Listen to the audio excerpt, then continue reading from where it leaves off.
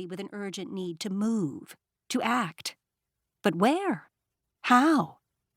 The sound had echoed through the trees and over the snow in a way that made it seem to come from multiple directions at once.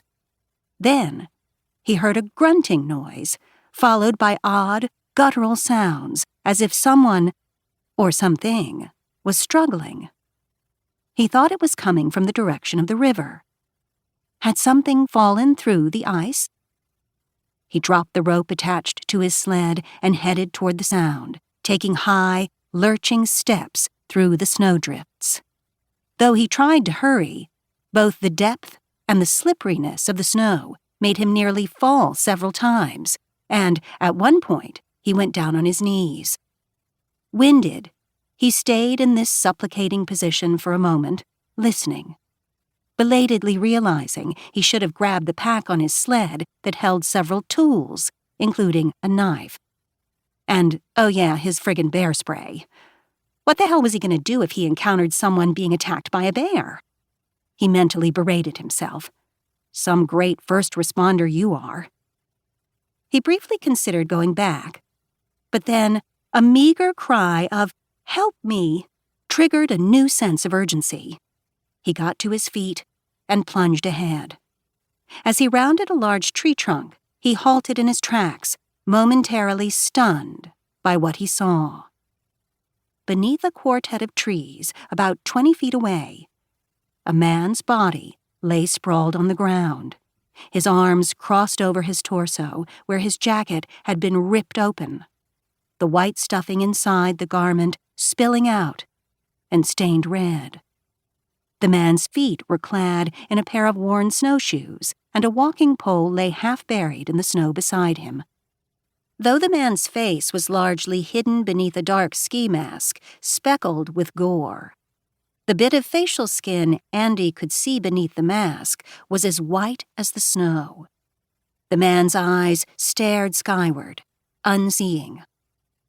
The snow around the body was stained dark and red, and a coppery, meaty smell in the air made Andy gag and nearly toss up the eggs and bacon he'd had for breakfast. He saw one leg of the man's snow pants was torn along the thigh, and there was a long, ragged gash in the flesh beneath the material.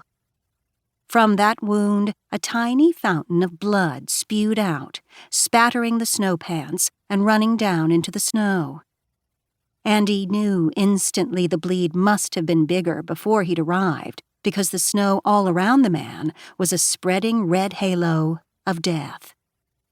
Andy pulled off his gloves with his teeth, stuffing them into his pockets as he knelt beside the man. He grabbed a handful of the leaked stuffing from the torn parka, wincing when he caught a glimpse of glistening viscera beneath, and pushed it into the leg wound hard to try to stem the arterial flow. "I got you, pal," he said. But there was no reply, no movement, not even a wince, as Andy pushed hard into the leg wound. With his other hand, Andy reached in under the lower part of the ski mask near a tear, exposing a thick, wiry beard. He dug his fingers into the man's neck to try to find a pulse, but what he found instead was yet another gash. No, wait, not a gash, but rather a hole, where that tear in the mask had been. Instinctively, Andy pulled away, shaking off the blood and gore clinging to his hand. Just then, the guy gasped, and Andy felt a fine spray hit his face, making him lean back. Change of plans, he thought. No need to check for a pulse. The leg wound had been spurting, meaning the guy had a heartbeat. Except the operative word there was had, because even as Andy thought this, he realized the slight pulsation he'd initially felt beneath the stuffing on the leg wound had now disappeared.